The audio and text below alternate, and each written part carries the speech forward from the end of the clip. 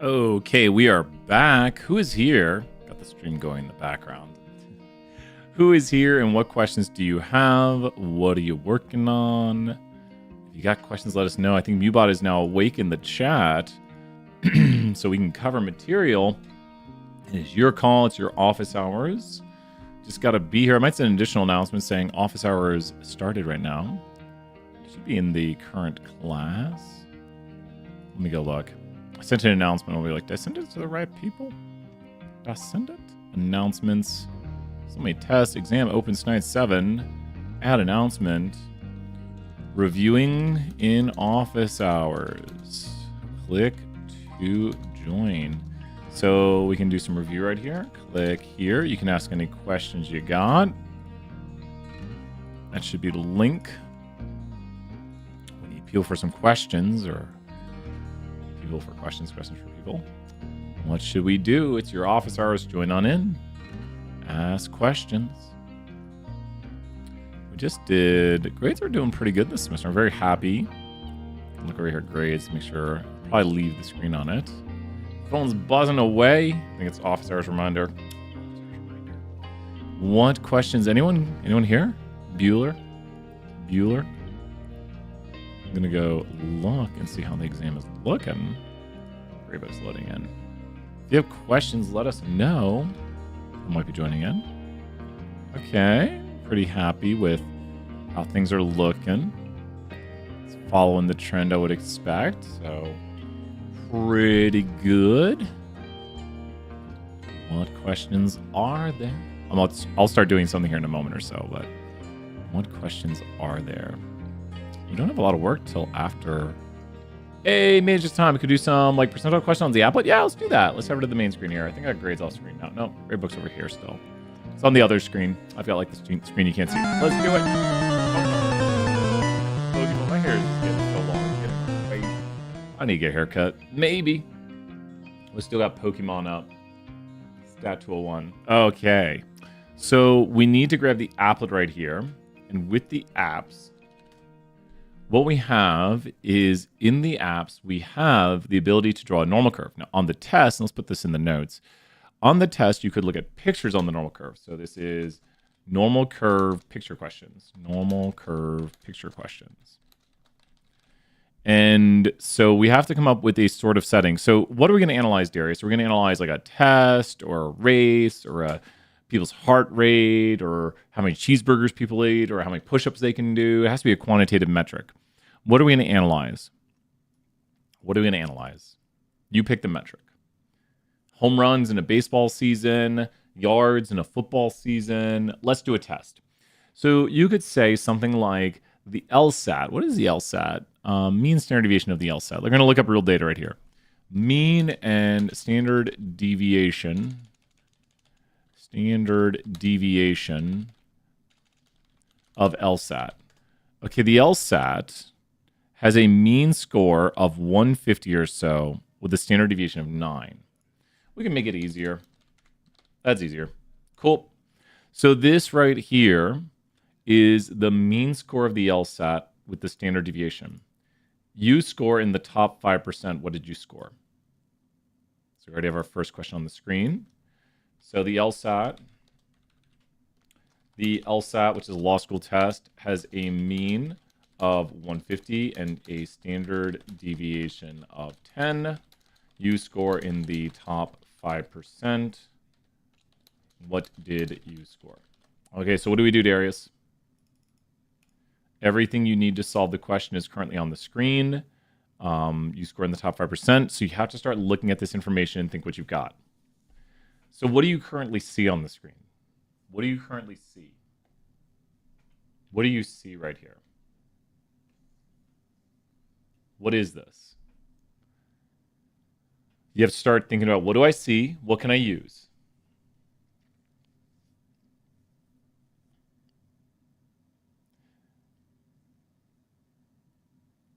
So this is 95% of the data, right? So this is 95%. So this mark right here is the what if what. Where's that mark at? It could be called the what. Like this value up there is called the what. So this is 95% shaded right there. That value is at the what? Here's a hint. That value is at the what? That value is at the what?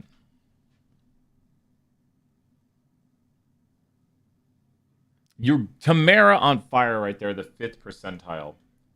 The 5th percentile. Great job. That is the bottom 5%, also known as the 5th percentile. So think about this. How far is the 5th percentile from this middle point? How far is the 5th percentile from this middle point? So we see what we have right here. How far is the 5th percentile from that middle point? You have to know what the mean of the curve is, which is shown down below, and we can figure out the distances it is away from that point right there, which is this distance right here. So how far is it away? And so what would you do? What would you do? Because this is at 133.55, this is at 150. So you have to think about how to find their distances. How would you do that? 133.55, what's the distance?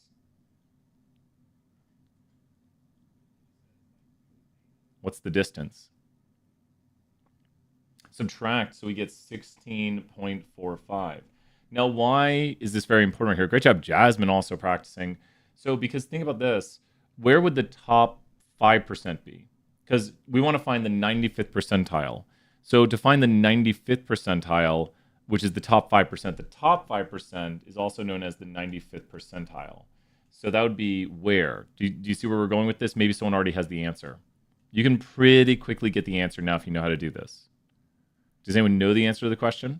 It's on the other side. So what's it going to be? Because we know how far away the bottom 5% is, so we could find the top 5%. So what's the answer? Just see if you can get it. I see the answer. I know what it is now. What is the answer? Nope, Tamara got it. Nice job, Tamara. On fire right there. We like it.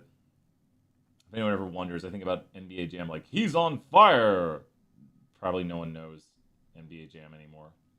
So you'd add the 16.45. So it's 150 plus 16.45, and you get 166.45. There it is. There's the answer. And when you do applet questions, great job, Emily, also, you can always go to the applet and just switch it and get the answer right there.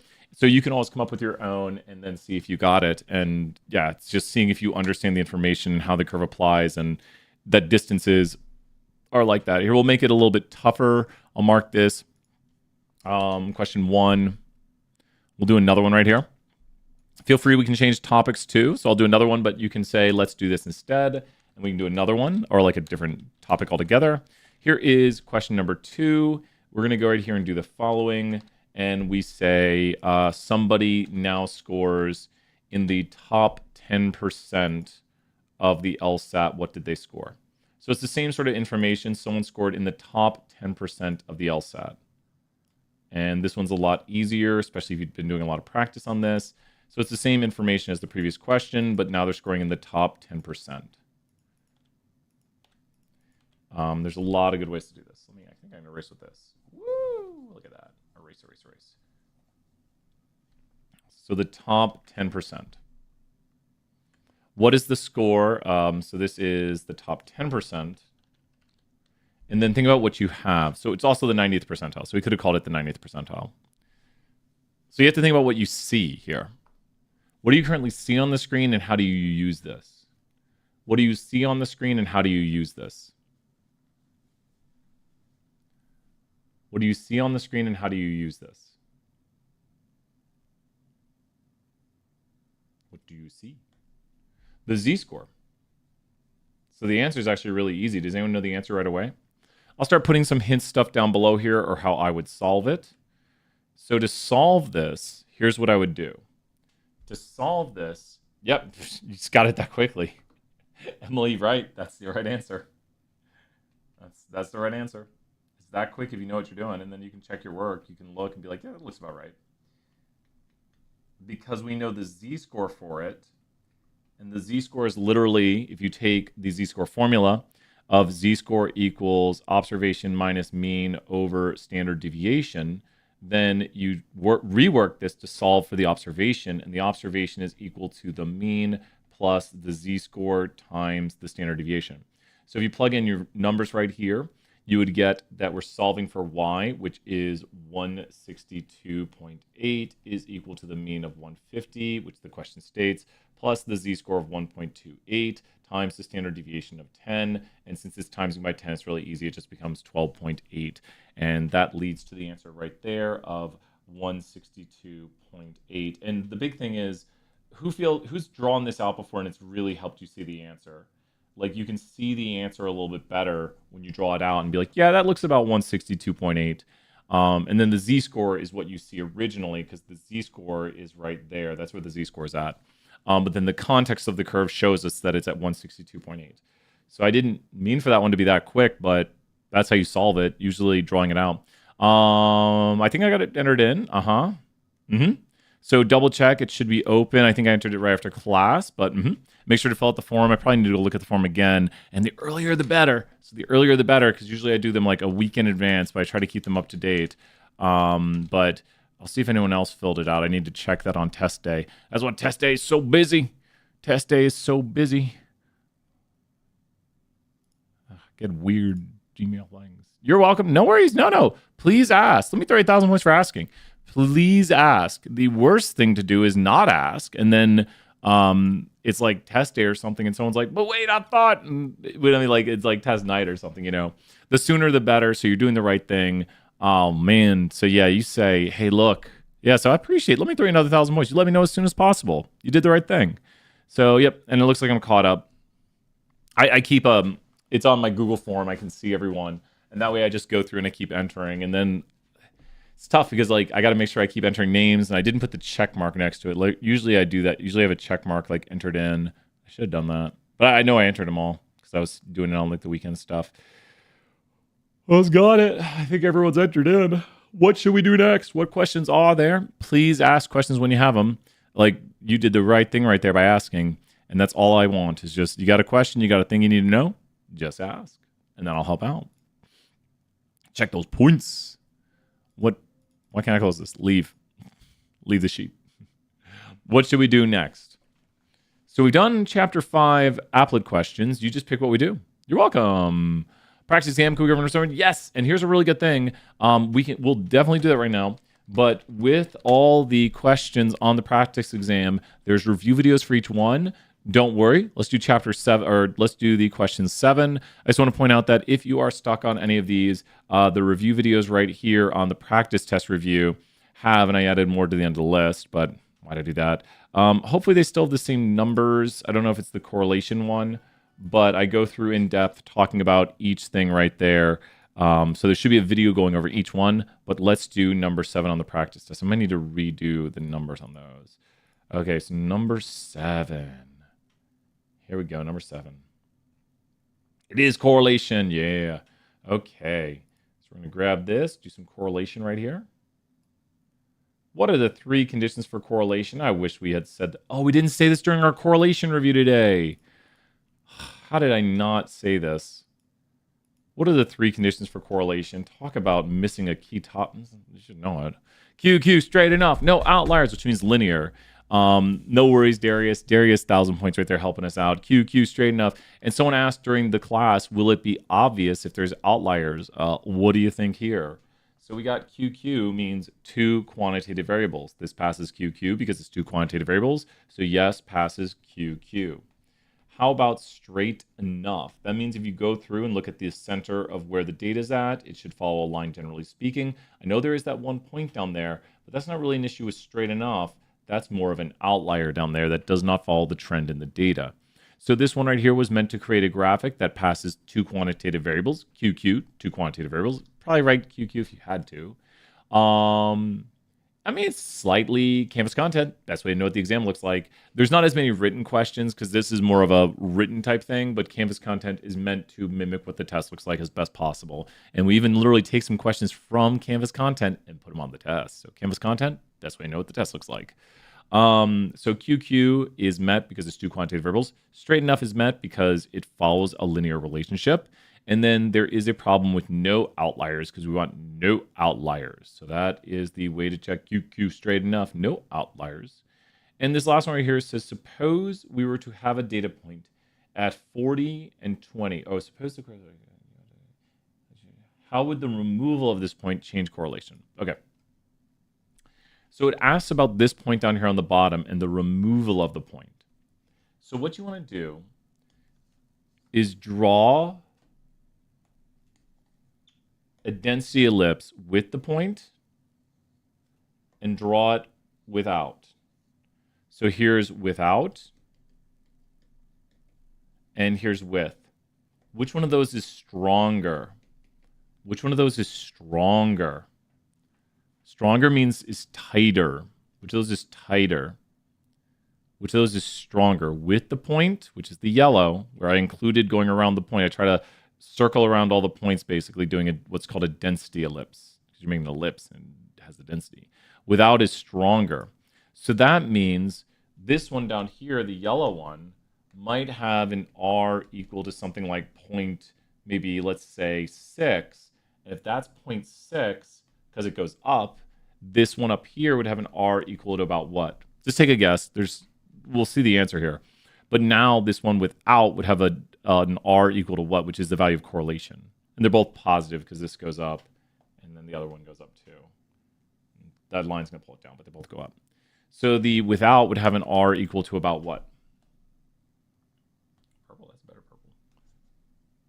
The top one's going to have an R equal to about, 0.8 or so. Perfect. Great job, Emily. Yeah. It's going to be stronger. And so the answer is it'll be closer to 1. I think we had one time written stronger and then it got a little confusing. So the answer is the correlation value will get closer to 1, positive 1. It will get closer to positive 1. That's where we go. And good work right there and good practice. What should we do next? That was QQ straight enough, no outliers. The conditions for correlation to quantitative variables is straight enough relationship that follows the line. And we do not want outliers because with outliers, it is impossible. You're welcome, Giovanna. Ask more. Because we're just here in the open question section, and I should have marked that. So that's going to be, how long did that take? 4 minutes? 3 minutes? So 16:43, practice test correlation question. Okay. Other questions, let us know. Gianna, 1,000 points for asking that. I'm throwing out points like crazy here. I think people are doing all right on points. I'm trying to make sure we pace to the highest levels because they made all these point levels. More questions. You can say, let's review mosaic plots. Let's review this practice test question. I do not mind reviewing practice test questions. I always want to show the resources, though. So I showed these resources to be if I'm not here, I'm not streaming, there are the videos right here talking about the straight enough condition. And then we go over the no outlier condition. I'll make the text nice and big. There's the outlier. And then the removal of the point, it would get close. Oh, I did the density ellipse. Look at those density ellipses. So beautiful. So you can see it gets tighter with it right there. But yeah, I had a teacher who had me draw everything, which was really helpful. Some more questions. I have so much trash here. Oh, show that. Mubot's typing away. I'm going to go to emails, see if anything urgent's coming in. Let's see.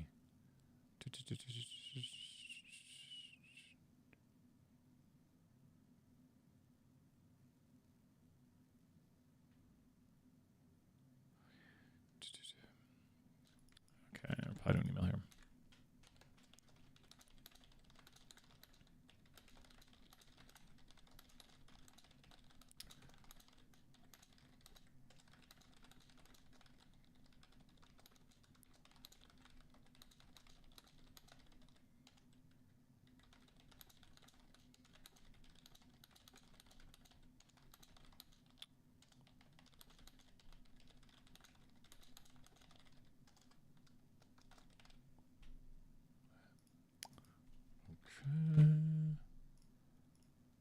There we go.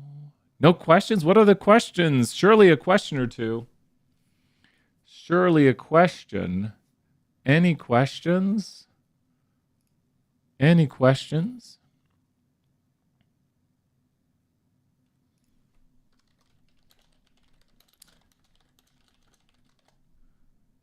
Let's see. Okay, what are the problems with multiplying by the z-score or something along those lines? And also the use and effects of multiplication, division, and subtraction of the 5. Those, Ali, I don't think we go into too big detail on that. Good question, Ali. The later one, we might not do too much on. But what are the problems of multiplying by the z-score or something along those lines? So what you have to know, and let's talk about the z-score formula here. So we'll do chapter 5, the z-score formula right now as a section. Chapter 5, the z-score formula. Okay, so you have to really know the z-score formula. What is the z-score formula? Does anyone know in the chat for points? What is the z-score formula? What is the z-score formula? Does anyone know the z-score formula? What is the z-score formula? Anybody? Observation minus mean over standard deviation, exactly. There's a lot of ways to write it. So when you write the z-score formula, it's z-score equals the observed minus the mean over the standard deviation. It's the same thing depending if you call it y is the observed, and then you can call it y bar for the sample mean, and s for the sample standard deviation. So this format right here deals with population parameters, the population mean over the population standard deviation, and that's what these would be population parameters, where this one over here, which is fine to use too, deals with, if you're talking about if you have a sample, the sample mean over the sample standard deviation. So observation minus mean over standard deviation. It's the way it works right there when we do the formula. With that in mind, then we have to think about some questions. You ready?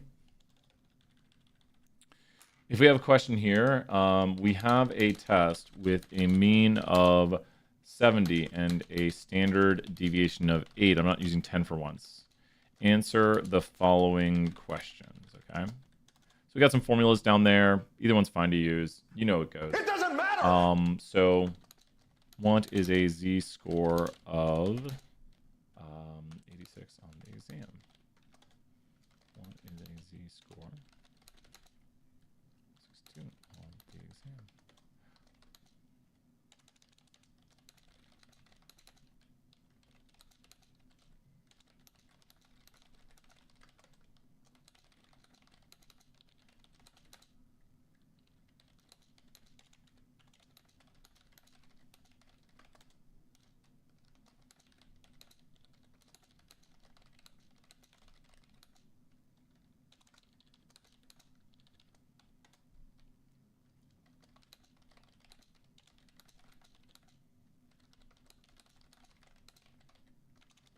All right. Hey, Bella, good to see you there. See if you can solve some of this right here. We're going to show the mathematics. So start putting in answer 1, answer 2, answer such and such on this. So you can use the formulas, but when you get good at knowing this, you usually solve it without even thinking about it because you understand what a z-score is. So start answering these, see how many you can do as we work through this, but this is things we should know as z-scores. Z-scores standardize an observation by telling us how many. So it standardizes the observation by telling us its distance from the mean. That's the top part here is a distance. And then we divide by the standard deviation. So z-score is a standardized way to look at distance from the mean. It's how many standard deviations is something away from the mean. So how far is it away in terms of standard deviations is what a z-score is. But what's the answer to these? What answers do we have? Who knows? Answer to 1 is 2. Yep, you just plug in. You can also think about it if you draw your curve. You can just go right here and put 70 at the center and then go up, up. That's not quite, we're too far. Up, up, sure. And then you go 78 and 86. However you wish to answer is fine. You can also plug into the formula and do observation of 86 because you would know this is mu, this is sigma, and this is y right there. That's just the observed value that someone scored on the exam minus the mean over the standard deviation of 8 is equal to 2. And next, you have to remember this one highlights the concept that z-scores can be negative. And the concept of z-scores being negative means that you can be below the mean. So we have another observation right here. This is 2. And once again, you can do observation minus mean over standard deviation, and you get negative 8 over 8. And good work right there. We got some more answers in the chat. And this is negative 1 for the next one. If someone made a 1.5, so when you hear 1.5, what does that mean?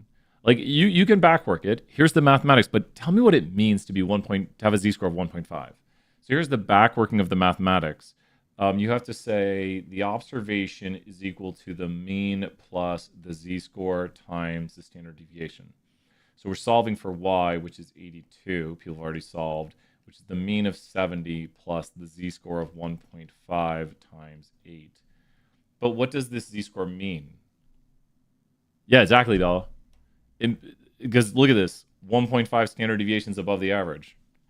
Yeah, Bella, 1,000 points. That's basically perfect. 1.5 standard deviations above the mean. That's what it means to have a z-score of 1.5. just, you know, we got it. That's what it is, and that's what it is mathematically. So does it make sense? Did you kind of even like solve it without doing any math? You were just like, well, let me go up 8.5. So if you did it without doing the math, you really get it. And that's when you know what a z-score is. You're like, well, just go up 8 and then a half a standard deviation because it's 1.5 standard deviations above the mean. The next one's just different math. You can do the same thing, just plug in the negative. So if you go right down here and take the negative 2.25, the next one, so this was 82. We could highlight some answers here. That's 2, that's negative 1, that's 82. The next one is going to be, it's 52. Yeah, because it's going to be 2 and 18, so it's 52. Just solve the math that's on the screen. And 86 or above? It might be. Let's see. Yeah, 50. Answer 5 is the 95%, middle 95%. So for answer 5, you have to go plus or minus 2 standard deviations. I'm blocking that. So for 5, you simply go here and go 1, 2, 1, 2, 70, 78, 86, 62, 54, and it'd be 54 and 86. And the answer to it is correct. Because also, if this is the middle 95, then this is the top 2.5%. So that leads to that answer. I made like a follow-up where this is the middle 95 here for this answer right there. And then the last answer is going to be this is where the top 2.5 is. There we go. If you did how did people feel about these? Were these really easy? I mean, I'm very honored if you know these. Yup, that's the bottom 2.5. Correct. Great job, Bella. So the bottom, so where is the 97.5th percentile? It was a good question. Good follow-up.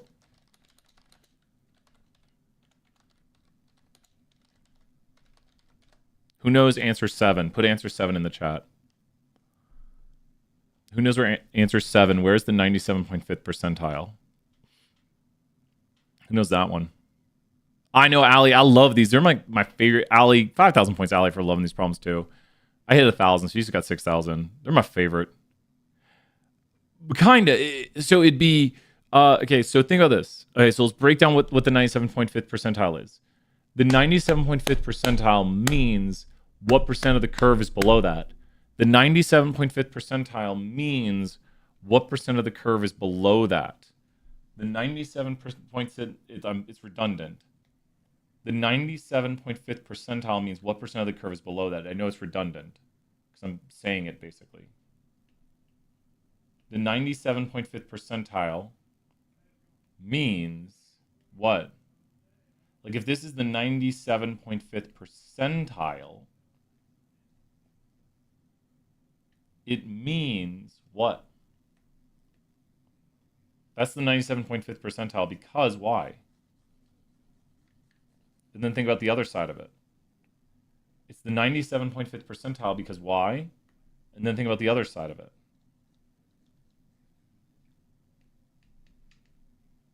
Do you see it? So where's the 97.5th percentile? I asked kind of a redundant question. 97.5th percentile would be people who got what grade or higher. It technically is what, I know it's the percentage data below this, but you're in the 97.5th percentile if you scored this grade basically. Because percentile means people scored below you. Like if you got this grade, 97.5% of observations were below you. Do you see it? Who sees it? Don't worry about being wrong. There was a right answer in the chat. There was a right answer in the chat. Who sees it though? The 97.5th percentile. Well, so we want a grade. Remember, we want the grade. Good answer, Sophia. Points in the chat. What is the grade of the 97.5th percentile? What is the grade of the 97.5th percentile? Bella's got it. Nice job. It is 86. And if you look, this spot right here is this spot right there. Does that make sense? Yeah, Bella's seeing it. It's at the 2, and you could mark it right here. You go 1, 2, -1, -2, and yeah, exactly 97.5, the 5th percentile. What percentile is this here at the middle of the curve? Here let's do a review on percentiles. That's a good thing to review. All right, so I'm gonna do a percentile review right now, and watch as we do this and how percentiles work. Chapter 5, percentiles. Okay. Oh my gosh, can't type today. Hi. My wife is making homemade bread, and my gosh, wait, I'm gonna show some homemade bread right, and then we're gonna get serious. I am lucky. I got a homemade peanut butter and jelly sandwich today. With not homemade peanut butter though. Maybe we'll start going crazy, start making that. And then we're gonna get serious. Can you do some vocab questions? Yeah, we'll do some vocab. Here is the homemade bread. Gosh, so good.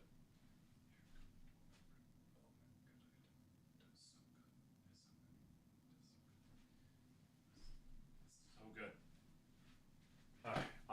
Well, I wish it was sourdough. I think my wife doesn't like sourdough. Yeah, she's awesome. It's like, I'm just gonna make homemade bread, and I was like, and then I got a homemade peanut butter and banana sandwich. Maybe she put some honey on it. It's really good. Yeah, she's a veterinarian and a cook. She is. I'm super lucky. I say that all the time, and yeah, she really is. She's crazy smart too, and she's got that wit that, like, smart people have wit where they can just like throw something down. And you're like, I'll see what you did. Let's do some percentiles right here. Sourdough starter, that sounds awesome. And we could do some vocab here coming up next. But percentiles on the curve, I'm going to re-timestamp this here so only you get to hear about the bread. It's good stuff. Okay, so percentiles on the normal curve. There's some easy percentiles we should all know. What is the easiest percentile on the normal curve that everybody should know? The easiest...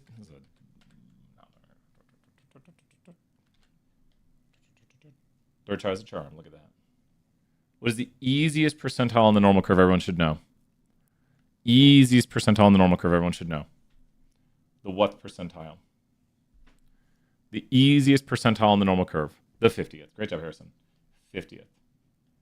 Now, we can start figuring out some other percentiles because percentile always means area, say it with me, below the point.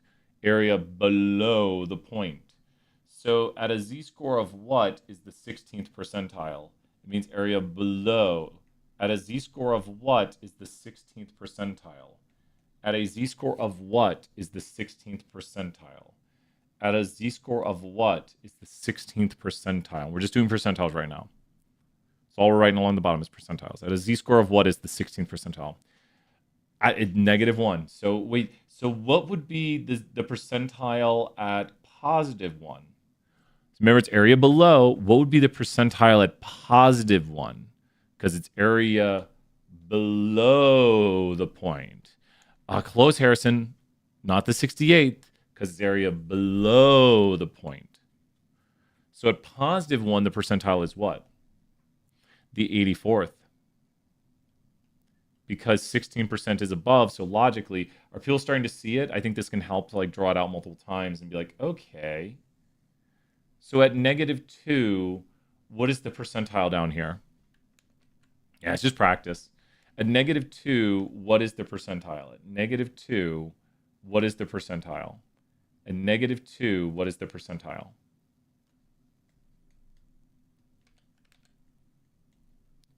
-2, what's the percentile? It is the 2.5th percentile, because 2.5% of area. At +2, and this is the percent of data below the point. It's not the betweens. We're not doing the betweens right now. What is at +2, what is the percentile, which we just did a question on a moment ago. At +2, what's the percentile? At +2, what's the percentile? 97.5th, exactly. You just do the percent of area, it's the 97.5th percentile. So what are the last two percentiles we can use the empirical rule for? There are more percentiles on the curve than this. These are just the ones we can do using the empirical rule numbers. Once again, there are more than this. These are just the ones we can do using empirical rule numbers. So what are the last two percentiles using empirical rule numbers? The last two percentiles are the what percentiles, down here at the very bottom and over here at the very top. I haven't written the full numbers yet. So what's the lowest percentile, which is barely any of the curve below that, and then The other side has pretty much everything below except for the tiny bit on the very end. The very bottom is the what percentile. And they'll ask you a few questions on this. Nice job, Harrison. Yep, you're right. Yep, because you just take the remaining outside and cut it in half. And that goes all the way to infinity and beyond. And there it is right there, the 99.85th percentile. So if someone took a test that had a grade distribution and their grades are somewhere 70 with a standard deviation of 10, if they said they scored in the 90th percentile, what do you think their grade is close to? If they scored in the 90th percentile, you estimate their grade is between what and what? If their grade is in the 90th percentile, you'd say their grade is between what and what? It's a good question. But what does that mean? Harrison, you're on the right track. So what does that mean? Jasmine, you might be using... So wait, 1 and 2, their grades... I like it. 1,000 points. They made between a 1 and a 2. Well, it is between the 84th and the 97.5th percentile. But now let's put some z-scores on here. I'm asking tougher questions that I haven't asked lately. This is some hints. Those are z-scores for where the percentiles are at. Sophia gets 1,000 points. Sophia's getting the answer. Okay, so what is their score between Sophia? Sophia has the closest answer to what I'm looking for, because now Sophia is in line with what we see on the screen. So their scores between what and what?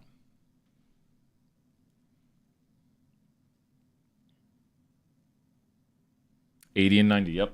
Let's put $80 and $90 right there, and you would mark on the curve right about there. There we go. That is about where the 90th is at. And what if I told you they made a 80... That's a 90 right there. They made an 82.2. I think so.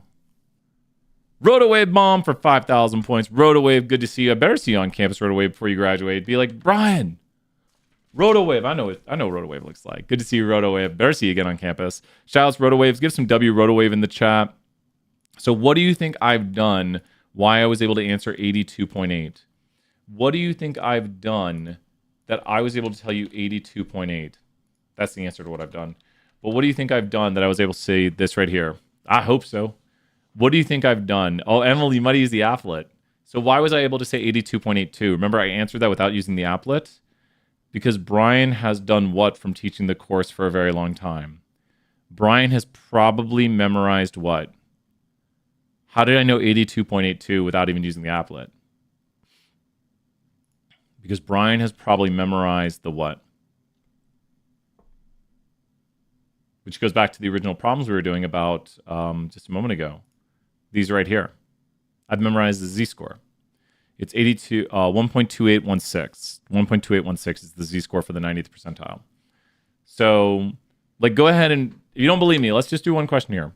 I want you to try this, and I really mean this. Try writing a question where a test has a mean of blank and a standard deviation of blank. Okay, who's going to fill this out? Once again, I'm not cheating. Who's going to do this? And then I want you to write me 4 questions, and I'm going to show you what I would do. So I want you to be able to write your own test questions, because if you can do that, you know what we're doing. This is just how I write some basic questions. So try doing it. A test has a mean of what and a standard deviation of what. Don't use 70 and 10. Don't use 70 and 8. Use totally different numbers, whatever you want. You could say 500 and a standard deviation is 20. Whatever you want. 85 and 80. I like that right there, even using some of the formats. 75 and 4. Whatever we want. We'll go 85 and 80. 85 and 8. You don't want to make the standard deviation too high, like 100, because then it'll go negative. Remember, we usually go out 3 standard deviations. So good conceptual knowledge, Sophia and Adeline right there, that we usually do a standard deviation that goes out 3 to encompass the 99.7% of grades. So ask me questions. Where's this percent at? Try to come up with questions. What if someone made a z-score of this? I think I upped your points, Rotowave, I hope. I got to fix your points, Rotowave. Stay around for a second, Rotowave. Ask me questions. Just hang out. There's corrections. Oh, I wrote away. Check your points again. So ask me questions on this. Your time to ask me questions. 60th percentile. Ooh, it's a tough one. 98th percentile, so 60th percentile. 98th percentile. No, just in that moment, you went up crazy amounts, and your level should update soon here. Rotowave in the lead right there. So, give me one or two more questions. 98th percentile, 60th percentile. And we can logically figure these out a little bit. The 50th percentile is only a little bit where to the where. 60th percentile, haha. The 60th percentile score of a 91. Ooh, what percentile would that be at maybe? What percentile is a score of a 91.5? Okay, so the 60th percentile would logically have to be a little bit where to the where. The 60th percentile would have to be where to the where. Ooh, I'll do that one last. That's a good one. That'll be our last one on this. The 60th percentile. Okay. It'd have to be a little bit above the mean. So does anyone have a guess for that? I just want you to take a guess. Just pretend you're guessing with me. So if you go here and you go to 85, and then you go to 90, that's what I'm guessing. Does that make sense? Because it's 60% of the data has to be below this point. Does that make sense? 87.5. It's probably not that far above. It's good. Sophia, we're 30,000 points. It's probably not that far above because that's pretty far over already. The curve has a lot of area there. But hey, you're between a z-score of 0 and 1. So everyone gives, I'm going to throw Sophia 5,000 points. We're going out on a limb and guessing. We're going crazy on the points lately. We'll slow it down here again. But look at Sophia's guess. Sophia's guess is in the bounds of logical possibilities with what we drew, because the 50th to 84th percentile is going to encompass. So if you guess in there, it could be somewhere in there. Does that make sense? It's probably closer to the mean a little bit, but hey, I could be wrong. So we can check the answer right here by going to the applet and typing the 60th percentile. And then we can put it on the curve with a mean of 85 and a standard deviation of 5. And I said 86, and it's 86.27. So pretty, and you know what? It's got a little change on it. So it went higher towards Sophia. So good answer right there. Does everyone understand how I guessed this? And if you also look at my drawing I just did a second ago, oh, didn't I mark it? I thought I did. I must have hovered over it. Oh, there it is. That's where I marked it. Doesn't that look not perfect, but would you say that I about marked on the curve where that spot is at? It's a little more to the left. But would people agree that, I mean, it's, I don't know, move it a little more left. Just go a little more over here and like that. And that's where it's at.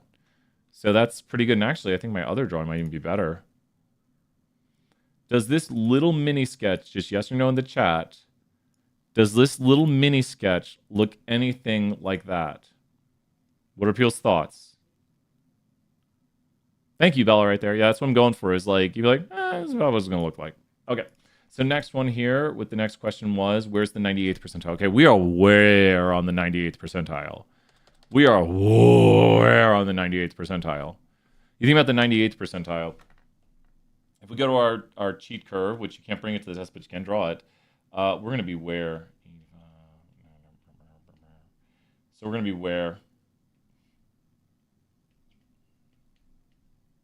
We're going to be where? If you think about the 98th percentile, the 98th percentile, actually, you know what it's kind of close to? We got lucky on this one. It's going to be about here-ish. Because the 98th percentile will be just a little what to the what.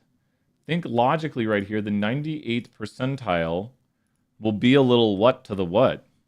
The 98th percentile, Jasmine is on fire right there. Jasmine, I like that answer. If you see what Jasmine's doing, Jasmine's going about here. And so that's where we're at. It's just a little bit above the 97.5th. And so, yep, that's right there, because this is where the 97.5th is. That's a score of 95, but percentile-wise, that's the 97.5th percentile, which is a little more than 2 standard deviations. So we now can go to the curve and get the answer. And Jasmine, you might have given a great guess right there, because, it's 95.27. But Jasmine, that's still really close. 95.27, 96, very close. It was even closer to 95 than we thought, but good guess. So good guess, Jasmine and Bella, close enough to it. And then if we look at our drawing right here, we ask ourselves, does the drawing we get from the applet look anything like what we did on the problem? and you can see where we put our line, and you can see the applet picture. I'll move it here to the side, and you should see something kind of similar where that line is there, and we put the line there. So that kind of looks like it. What percentile is a score of 91.5? So take a guesstimate. 91.5 is about what percentile?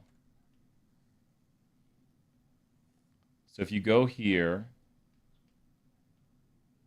91.5 would be here. So it has to be more than the what percentile. It has to be more than the what percentile. Think about this. It has to be more than the what percentile. Use your curve if you drew it out. It has to be more than the what percentile.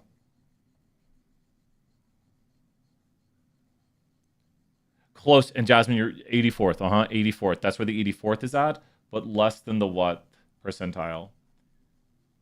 So it has to be more than the 84th, but less than the what. So it has to be more than this, but less than this. More than this, less than this. It has to be between there. 97.5. So maybe go right between it, right? So what do you think about what percentile? What percentile? And I know the numbers are going to seem redundant here, but it's somewhere between the 84th percentile and the 97.5th percentile, as in percent of data below those points. So maybe around what? Maybe around what percentile? Because go between it, maybe. The curve has more area over here on this side, so it might be kind of equalish. So take a guess. What do you think? So we're going to go to find the percent using this. We're going to go below. I want one guess in the chat. What do we got? You said it's between 84 and 97.5, so what percent? A little more. Bella, good answer. That is, Bella, 1,000 points, good guess. I might go around 90 or 91%. 90%. I should have just said 90. 90 or 91. I was right between 92. You see how we can kind of guess these? Does that make sense? Good to see there, Douglas.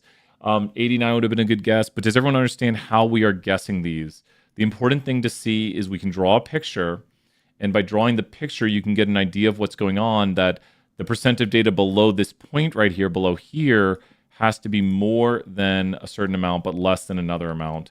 So you have to think like it's more than this, but less than this. The 25th percentile has to be where? Within, let's think here, the 25th percentile, if you go here, this is the middle what percent? This is the middle what percent if you go down to -1 and 1. Review question here, empirical rule. If you go to -1 and 1, that's the middle what percent? -1 and 1 is the middle what percent? 68. Who follows me that the IQR would be closer in, and the IQR would be about here, and the IQR would be about, I know where it's at, so I'm trying to draw it visually accurate. It's about there. So ignore that arrow. Well, I got to redo it then because it's way too far over. The IQR goes to about there. There we go. That's close enough. So there's the middle 50%. And why is the middle 50% so important? Because the middle 50% is going to have what? Think about the middle 50%. Why is the middle 50% so important to this question? Yeah, exactly. You'll have applet pictures, and this is just understanding percentiles and how they work. And the more you can logically understand things like, we haven't even been using the applet, and we can get a lot of answers. Adeline, good question. Why is the middle 50% so important to this question?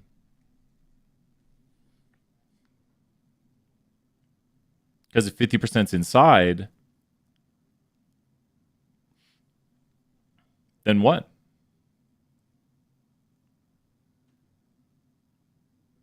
And what? This is where Q1 is at. And this is where Q3 is at. Now go to just a whole number score. And the way I drew this, you can tell me the answer because of the way I drew this. Tell me your answer to a whole number down here of what you think it is, not the z-score of it, but tell me an answer to the whole number by the way I drew it, to a whole number. To a whole number, tell me what you think the score is of the 25th percentile, which means 25% of the data is below this point. So tell me your answer to a whole number and watch. I have a feeling you'll get it. It might be between two numbers, but it's a hint on two. But give me an answer to a whole number. 82. And if we go here to a whole number, just by the way you drew it, go back to the curve, and we go to find this using wrong one. And then we go to the 25th percentile. We're going to round to 0 decimals. And we go to the 25th percentile. There it is, 82. There it is. And I know the z-score once again. So the z-score is 0.6726. I feel like I got that wrong or something. Times 5, and then 85 minus that, and it's 81.673 if we round more decimals. So, I'm off on the final decimals. So 81.6. But the z-score is something like 0.6736. I need to rememorize the z-score. That one's out of my head. 6745. So I knew it was 67. I couldn't think of the next few digits.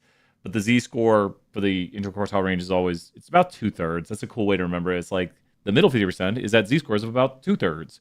But the more exact number is 67.4 or 6745. And the z-score doesn't change. So if I had just done the work right here and taken that z-score, times it by the standard deviation, and then went to the mean and subtracted it because we're negative, I'll get the answer on the screen. And so that is how it works. But yeah, so what other questions are there? We're about to have in-person office hours. Once again, you're not meant to solve these by hand, but if you understand them and can do these drawings, you do way better. The ability to do these drawings means you understand what's going on conceptually, and you really want to try to draw it out. Like, what is my pro tip when the test starts? Write down this pro tip if you haven't. When the test starts, do what? You can't bring it to the test. When the test starts, do what? I wonder if I have one here. I've had people draw the most amazing normal curves ever. Oh my God. That's not it. Well, you guys draw it. The z-score is observation minus mean over standard deviation. Draw out the 68, 95, 99.7 normal curve drawing. I have an amazing picture. I'm trying to see if I have the normal curve drawings that people let me use. Where is it? Darn it. Darn it.